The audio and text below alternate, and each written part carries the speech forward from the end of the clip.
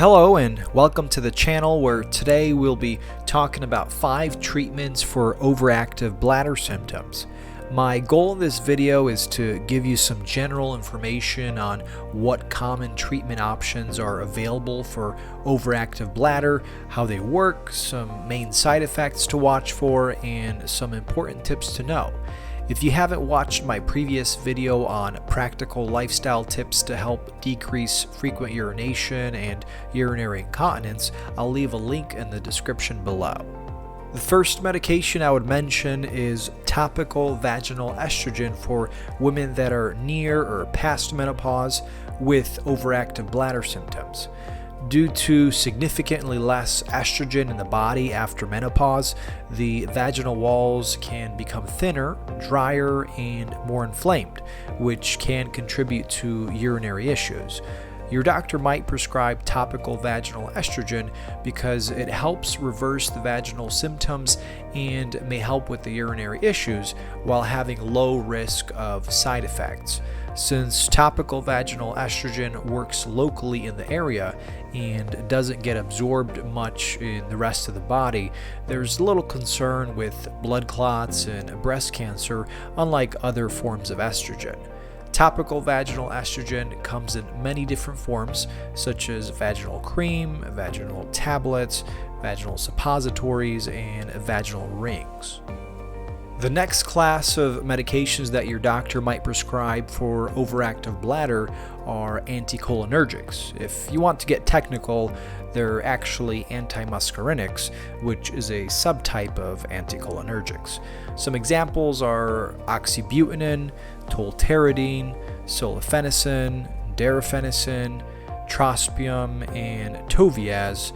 Most of these already went generic, so they're generally not expensive.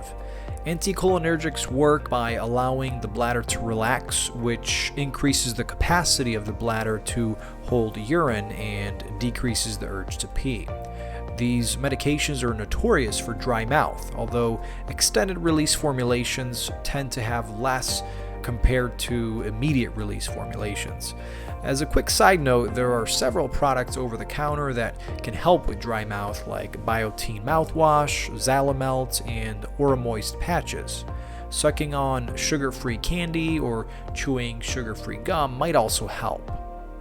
Other potential side effects of anticholinergics worth mentioning are constipation, blurry vision, drowsiness, rapid heart rate, and memory trouble.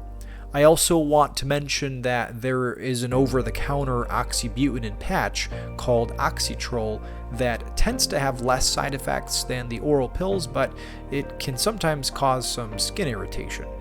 A newer class of bladder medications are beta-adrenergics, also known as beta-3 adrenergic agonists. Some examples are Myrbetriq and Gemtesa. These are newer medications that also work to relax the bladder, but work on different receptors than the anticholinergics mentioned previously. Myrbetriq and Gemtesa are name brand only, which can make them rather expensive, but they tend to have much less dry mouth and constipation compared to anticholinergics. Myrbetriq does have a potential risk of raising blood pressure, but Gemtesa does not have this concern at the moment. As far as effectiveness, they're generally about as effective as anticholinergics, and in severe cases can be combined with anticholinergics for better effectiveness. The fourth medicine for overactive bladder on my list is Botox bladder injections. When you think of Botox, you usually think of people trying to fight off the effects of aging and look younger, but Botox can also be used for other things like migraines and overactive bladder. When used for overactive bladder, several Botox injections are injected into the bladder muscle and paralyze it in a way that prevents urinary leakage. Botox bladder injections are generally only used if the medications mentioned previously are not working, but Botox tends to be just as effective as oral medications to decrease urinary leakage and more effective than oral medications in getting rid of leakage altogether. The main side effect of note is that sometimes the Botox bladder injections are too strong and people can't urinate at all, in which case they may have to use a self-catheter. There is also a concern with increased risk of urinary tract infections with Botox.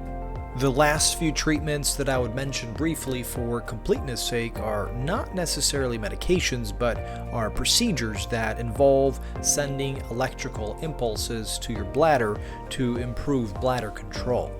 One such treatment is called percutaneous tibial nerve stimulation, also known as PTNS, where your doctor will insert a very thin needle into a nerve near your ankle and send electrical impulses to your bladder. Another such treatment is called sacral neuromodulation, which involves getting a sacral nerve stimulator like Interstim implanted in your lower back that sends electrical impulses to your bladder. I won't get into too much detail with these procedures today, but if nothing else is working, your urologist might recommend this for you. So that's it for today. If you found value in this video, don't forget to hit that like button and subscribe to the channel if you haven't already. And as a general disclaimer, this video is for educational use only. This video is accurate to the best of my knowledge as of the date posted, but data is constantly changing, so always consult your doctor and pharmacist regarding your medications and what would be best to do in your specific situation. Thank you for your time and stay healthy. See you next time.